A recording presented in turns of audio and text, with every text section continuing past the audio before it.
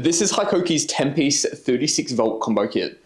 We're going to go through and have a look at all the tools in this kit and have a talk about what tools are good and what tools are not good. So Hikoki have multi-volt batteries for this combo kit, meaning that these batteries can run at 36 volt or 18 volt. The majority of these tools are 36 volts, with the exception of the Multitool, blower, and the radio. And if we want to have a look at the competition, it's massive that Hikoki have the 36 volt impactor, impact wrench, and drill, because DeWalt in the 54 volt range don't include a 54 volt impactor and drill.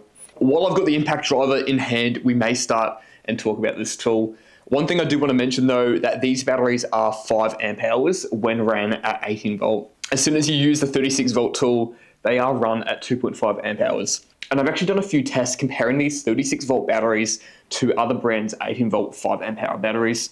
And even though there's less amp hours in these batteries at 36 volt, the extra voltage does compensate for it.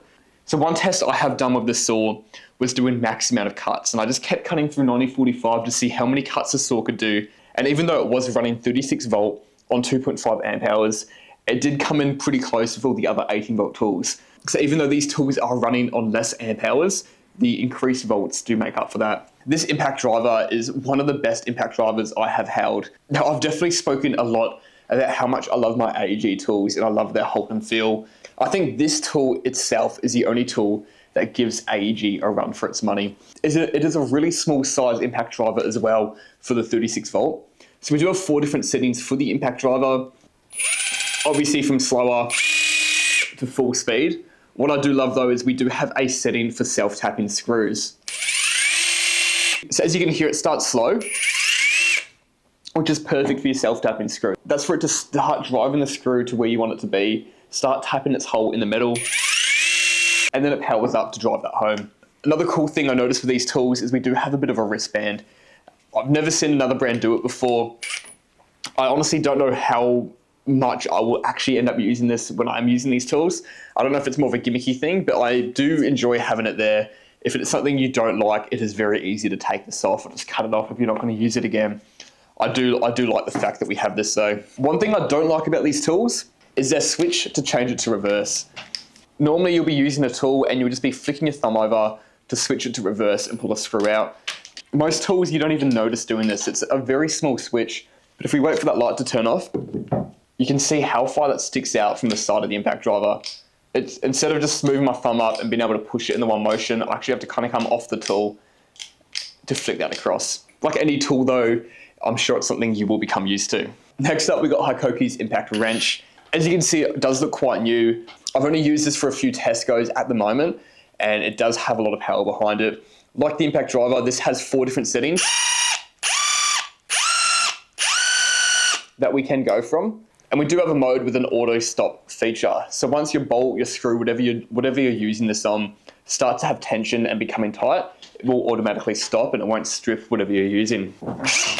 Jumping over to the drill, it is surprising how heavy this drill is compared to the impact driver. Now, I don't think it'd be anything I'd normally comment on if I didn't come over from that very small, very light 36 volt impact driver. This is more of the weight that you would be expecting from a 36 volt tool. Nothing outrageous, but I do notice it. So one thing I probably should mention, even though this drill and driver are 36 volts, I've done a few speed tests with both of these tools and they've come in very similar with Milwaukee and AEG's 18 volt tools. So I do want to put that out there, that even though they are 36 volt tools, they're not blowing my mind away. They don't have some crazy power behind them. But when we come over to the saw, this is where you can really notice that 36 volt. In terms of the saw's build, this thing is massive. It's quite awkward to hold. On my unboxing video, I mentioned how much I hate this handle at the front here. I wish I had some rubber grip over it. Right now it's just smooth and it feels like cheap plastic. And it's also quite small to hold too. I'd like a larger handle there to hold on to. Can notice we do have the big rafter hook at the top of the saw there as well. I say rafter hook, I don't know how well this would really work with rafters. I think if it's dead ahead there, you can almost get that over a rafter if the rafter's straight through that way. But it does look like a lot of the saw down here will get in the way of hooking over a lot of things.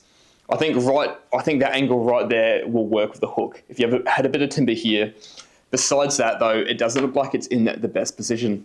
Even though this is a big bulky saw, it becomes worth it when you do see the power this saw has. This blows away all of the 18-volt competition. It can absolutely rip through LVLs. And when a tool is as powerful as this is, I think we can overlook how big and bulky it is. Talking about big and bulky, I'm going to jump through to the Recip. This thing is huge. It's a beast. Don't quote me on this, but I read in a comment somewhere that this is called the Godzilla or something crazy like that, just because of its size. I've ran a few tests on this Recip. It is powerful, but it isn't powerful enough to justify how big it is. I could definitely overlook the saw's size because it is worth it. For the Recip though, I would personally love something a little smaller than this, even if it isn't as powerful. We do have the rafter hook built in at the back there. This one's built in a really good spot where you can just hook that over a rafter. But all I can think about when I'm holding this big Recip is if I'm doing some awkward work and I need to extend, even potentially with the one arm, that is a shoulder workout holding it like that. Honestly, 90% of the time you use this, it's probably going to be great. The weight's not going to be a factor, but I can see this becoming quite annoying with how big and bulky it is. At the back here is our rotary hammer. I'm just noticing now I have put this handle on upside down. That handle should be sticking through a little lower. I just tried holding it to mimic the hold I would have when using it. So obviously we can change this. We just loosen that handle there, and that's a more natural hold there for the hammer drill. We've got a switch on the back here to change it from forwards and reverse. Unlike the drill and driver, I don't mind this. That's more of an appropriate size. This is also a tool I haven't had extensive use with so far.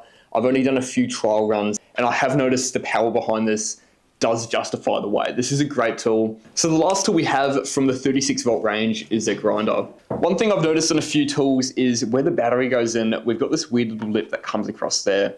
Obviously with the battery in place, that isn't going to be sticking out. It isn't going to be in the way.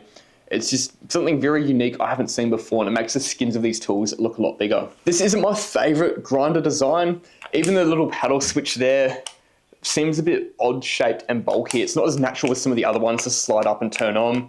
And the handle and the grip is a bit bulky where you want to hold it. I'd love that to be a little bit smaller. But besides from that, with the handle in place as well, I do have a good secure hold on the grinder, which is essential with such a dangerous tool. With the test that I have done with the grinder, even though it is 36 volt, it hasn't blown me away with its power.